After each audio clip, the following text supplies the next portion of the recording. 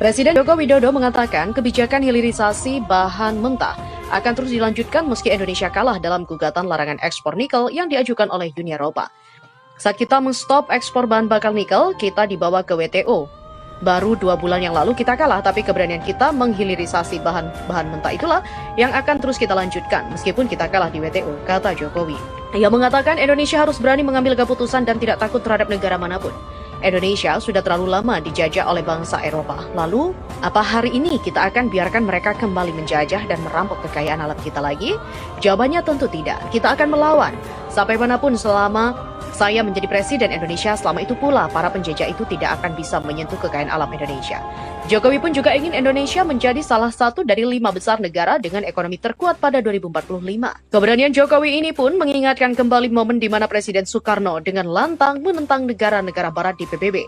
Di mana saat itu Presiden Soekarno dengan berani keluar dari PBB lantaran banyaknya kecurangan-kecurangan yang dilakukan oleh barat. Di mana hari ini Presiden Jokowi telah membuktikan kembali keberanian bangsa Indonesia. Indonesia kini bukan lagi negara lemah dan penakut seperti di era presiden sebelumnya. Hari ini Indonesia akan menjadi kekuatan ekonomi terbesar kelima, kata Presiden Jokowi. Sebelumnya pemerintah menyetop ekspor nikel, Jokowi juga mengklaim kebijakan itu mampu meningkatkan nilai ekspor nikel dari 15 triliun menjadi 300 triliun.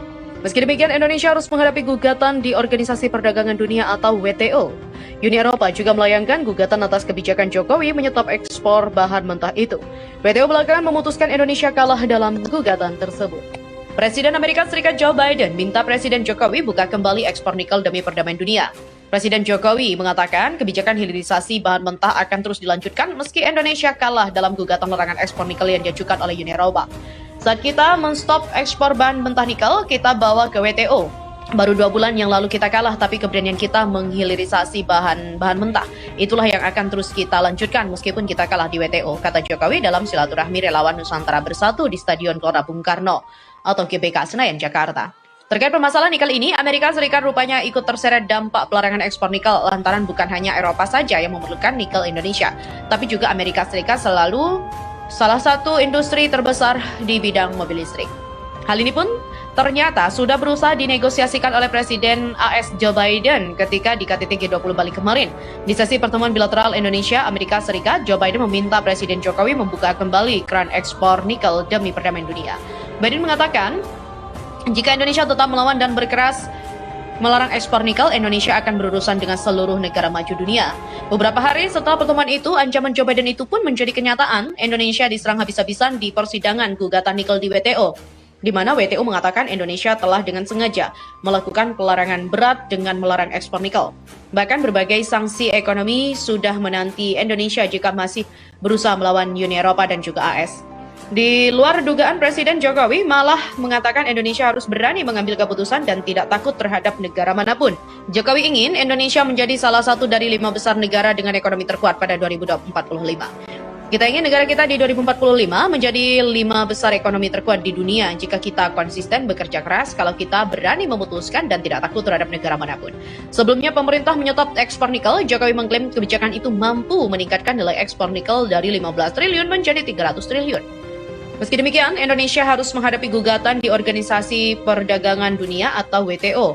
Uni Eropa melayangkan gugatan atas kebijakan ekonomi menyetop ekspor bahan mentah tersebut. WTO belakangan memutuskan Indonesia kalah dalam gugatan. Presiden Jokowi menyatakan telah berbicara dengan Presiden Komisi Eropa Ursula von der Leyen melalui hubungan telepon pada Jumat malam tadi. Dalam percakapan di telepon itu, Jokowi hendak memastikan perihal berbagai hal khususnya terkait diskriminasi seluruh produk CPO atau olahan kelapa sawit. Merespon berbagai pertanyaan tajam Presiden Jokowi, Presiden Komisi Uni Eropa von der Leyen mengatakan Eropa menghargai penuh Indonesia sebagai rekan bisnis yang sangat penting. Presiden Komisi Eropa Ursula von der Leyen juga membenarkan obrolannya dengan Presiden Jokowi tentang berbagai permasalahan antara kedua negara. Dalam pembicaraan di telepon itu, von der Leyen menyebut pihaknya dan Indonesia berusaha mencari jalan tengah untuk menyelesaikan permasalahan itu. Spirit G20 Bali harus melangkah untuk mengatasi tantangan zaman kita, pangan, iklim, ekonomi global, dan dampak perang Rusia melawan Ukraina di seluruh dunia. Tweet von der Leyen. Untuk diketahui, gugatan sengketa pemerintah RI terhadap regulasi RED II Uni Eropa di forum DSB WTO, sengketa DS 593 terus bergulir. Dalam rangka menghadapi sidang substantif meeting DS 593 tersebut, Direktorat Pengamanan Perdagangan Kementerian Perdagangan menggelar rapat persiapan awal penyusunan posisi Indonesia pada Rabu pekan lalu. Gugatan sengketa DS 593 di WTO dilakukan pemerintah RI untuk memperjuangkan minyak sawit dan biofuel berbahan baku minyak sawit agar terbebas dari diskriminasi oleh Uni Eropa. Pemerintah Indonesia memang memandang RETU dan juga DR ILUC merupakan bentuk diskriminasi dan strategi ekonomi dan juga politik merugikan yang dapat menghambat sukses pasar minyak kelapa sawit di Uni Eropa. Perlakuan yang berbeda antara komoditas ini melanggar prinsip fair and free trade yang telah disepakati bersama dalam rangka Organisasi Perdagangan Dunia, kata Jerry. Sebelumnya, Direktur Utama Badan Pengelola Dana Perkebunan Kelapa Sawit BPD PKS Edi Abdurrahman menyatakan, pemerintah akan mengubah strategi dalam melawan kampanye hitam minyak kelapa sawit di pasar global, terutama di Uni Eropa. Strategi promosi ke depan, kita tidak lagi defensif tapi juga harus ofensif. Kita permasalahkan juga minyak nabati lain di Eropa, misalnya Rapeseed. Sebagai upaya advokasi ofensif tersebut, BPD PKS mendukung rangkaian pelaksanaan gugatan pemerintah RI di WTO melalui pembiayaan promosi sawit untuk penyediaan aspek hukum maupun aspek data ilmiah yang dibutuhkan dalam proses sidang-sidang sengketa DS 593. Gugatan sengketa terhadap regulasi RETU dan juga DR ILUC Uni Eropa telah disetujui oleh WTO melalui pembentukan panel pada tanggal 29 Juli 2022 lalu.